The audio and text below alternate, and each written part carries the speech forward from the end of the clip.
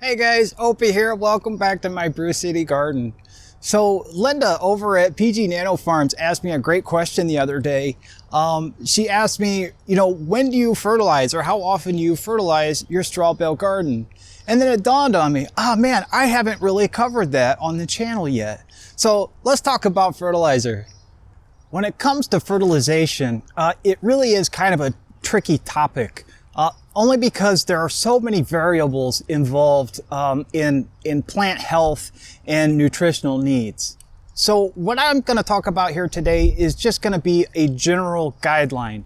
If you've never done this before or you're not quite sure how to read a plant's health and growth, this is just going to be a generic overview that should get you by.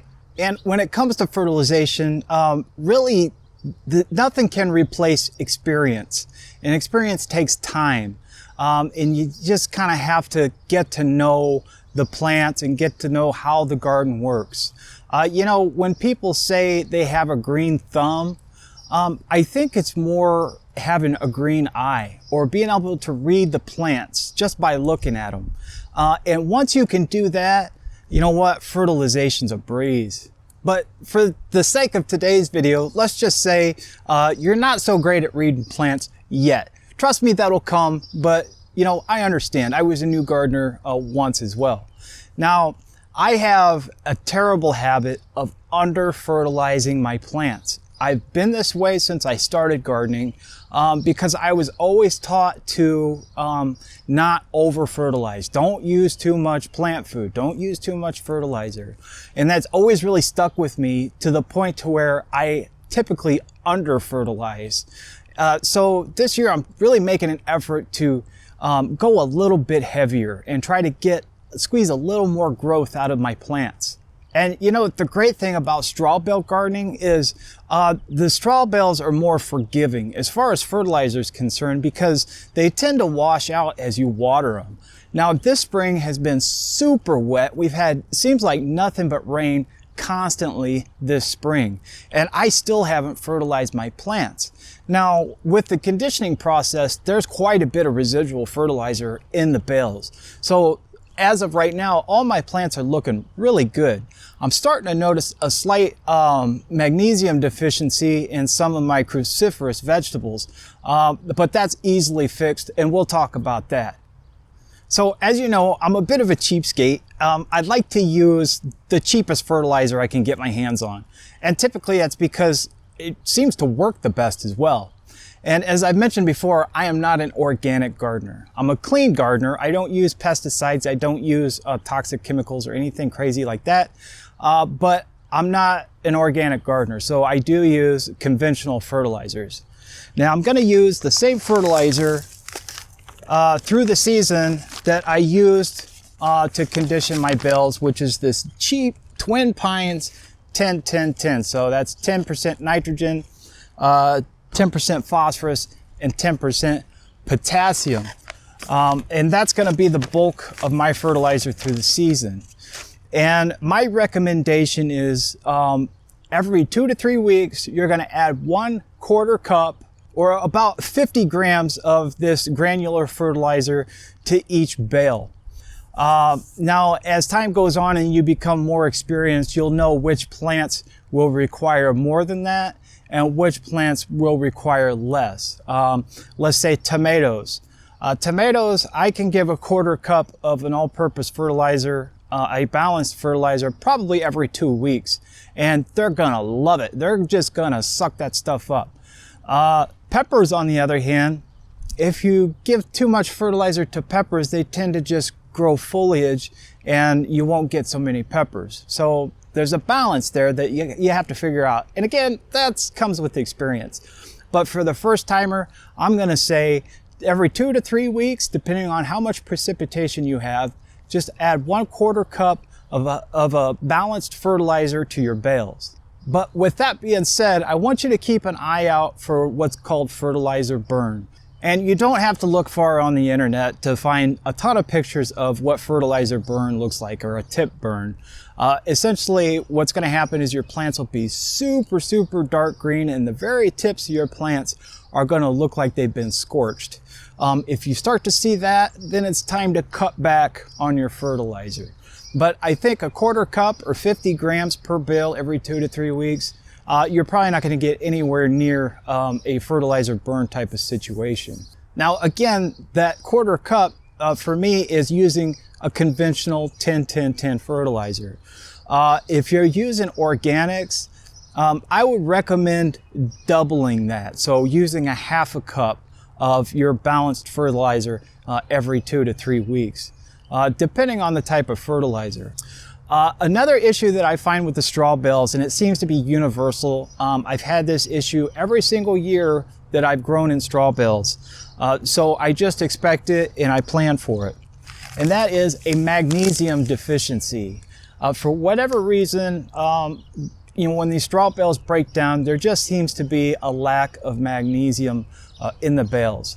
So, and it's really an easy fix. And all you got to do is go to any store, any grocery store, a pharmacy, or a garden center. I would recommend going to a pharmacy because it's going to be the cheapest.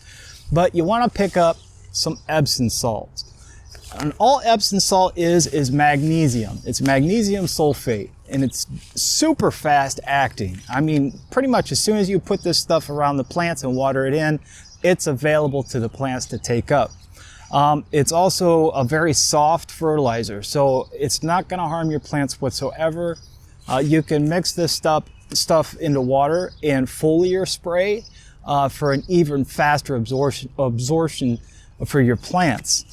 So Epsom salts, if you're bale gardening, go pick up a bag. I got this bag for probably $2.50 and it will last all season.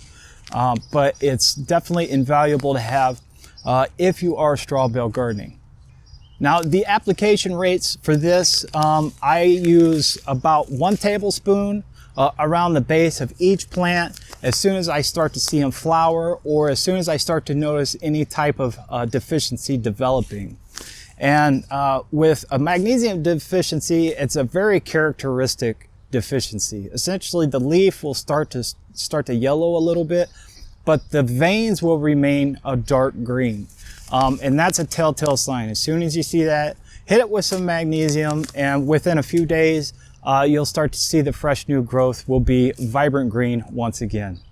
As well as the Epson salts and the balanced fertilizer, if you go and check out CB's Greenhouse and Garden, you'll see that he recommends putting a powdered lime on his bales. And that's going to help add calcium to the bales and prevent a blossom end rot, which I find is also fairly common with straw bale gardening. For me, it really seems to depend on what varieties of peppers and other fruiting vegetables, tomatoes. It really seems to vary on variety. So some tomatoes and peppers are more susceptible to blossom end rot than others. But I go ahead and hit the garden with a calcium supplement either way. Now, as I was saying, CB recommends adding a lime to the bales, which works great. If you've got lime available to you, go ahead and use it. I tend to use something a little bit different. It's a little more fast acting and a little more direct. So I like to use a product called CalMag Plus. And essentially what this is it's a foliar spray of calcium and magnesium, and it's super fast acting. So yes, I do use the Epson salts for magnesium, and I will put, like I said, about 1 tablespoon around the base of each plant. About every 2 weeks I'll do that. But when I really start to see the plants begin to put on fruit, that's when I'll start doing a foliar spray with the CalMag Plus. So this contains, again, calcium, magnesium, and it also has a little bit of chelated iron in it, which is going to really help with your plant growth. I highly, highly recommend the CalMag as a foliar spray. This stuff is fantastic. And if you start to notice blossom end rot on your tomatoes or peppers, you can hit them with this stuff, and it's super fast acting. And typically when I apply this, any fruits that develop afterwards are good to go. I no longer have any issues with blossom end rot. So just to wrap up, I'm going to add a 1/4 cup of the conventional balanced fertilizer, the granular fertilizer, to each bale. I'm going to be careful not to let that granular fertilizer touch the plants. I'm going to just kind of go around the base of the plants. I don't want the fertilizer to actually touch the plants because you could risk burning those plants and doing some damage. As well as that, when I start to see my plants flower or start to see any sort of deficiency in magnesium, I will add 1 tablespoon to the base of each plant of Epson Salts. And that stuff works great. And throughout the season, I will add the Cow Mag as a foliar spray to all my fruiting plants. And that stuff just works fantastic. With those 3 things, that covers pretty much all the bases as far as fertilization is concerned, and I have no issues whatsoever. Just as a side note, if you want to use the micronutrients, a rock dust supplement or anything like that, feel free to add that anytime during the season. Just keep in mind that stuff is fairly expensive. It's not really necessary, and your plants can only take up so much of that stuff. So if you keep using the rock dust or other micronutrients over and over again, the chances are you're just going to be throwing money away. I'm not saying it doesn't work. I think it does work very well, and it's a good investment. However, I don't feel the need to use it here in the Brew City Garden. If you do use it, just use it sparingly and save yourself a little bit of money. I really hope this general guide helps you out as far as fertilizing your straw bale garden goes.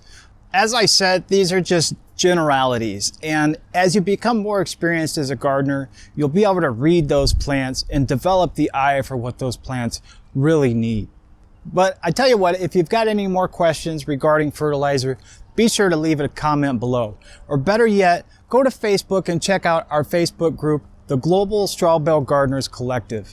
There we have members from all over the world, all with great experience in straw bale gardening, and they will absolutely be able to answer your questions. And you can find me, you can find CB there, and a myriad of other very experienced straw bale gardeners.